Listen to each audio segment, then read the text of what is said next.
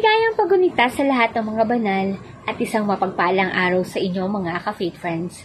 Ang ebanghelyo natin ngayon ay ayon kay San Mateo, Kapitulo 5, versikulo 1 hanggang 12. Inaanyayahan tayo ng ebanghelyo na yakapin natin ang mga turo ng pagpapala o beatitudes at gawing pamantayan ng mga ito sa ating pang-araw-araw na buhay. Mamuhay tayo ng matuwid at sumunod sa tama, maging patas at kalimutan ng ating mga sarili upang ating matugunan ang mga biyaya ng Diyos na baguhin ang ating mga puso sa pamamagitan ng buhay at mga turo ni Jesus at magkaroon ito ng positibong epekto sa mundo. At ito ay ang mga sumusunod.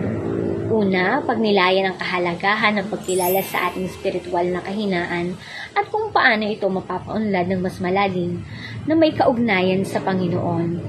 Pangalawa, pag-isipan kung paano ang pagtanggap sa mga katangiang ito na maaaring humantong sa isang mahabagin at madamaying buhay.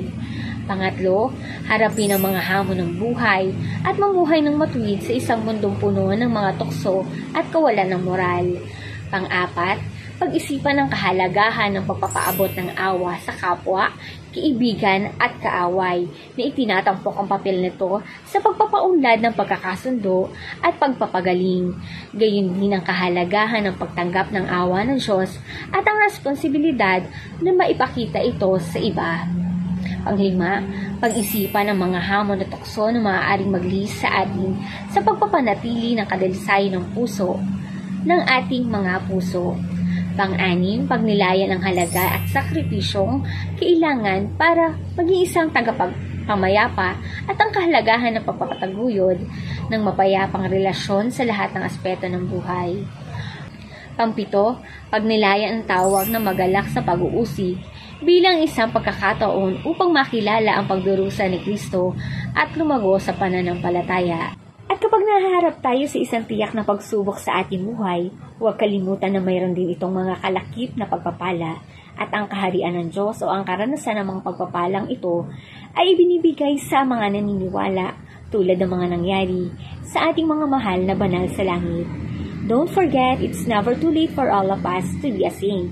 Kasi lahat naman tayo ay qualified to be one. But it always depends on how we handle it. Remember, God knows everything, as in everything, so make sure you did your very best to be qualified and to be welcome in God's kingdom. For you to be more updated in our gospel reflection, please do subscribe to our YouTube channel, faithbook.ph, or i-download ang Facebook app. Pwede din po kayo mag-visit at register sa www.faithbook.ph. Don't forget, God first!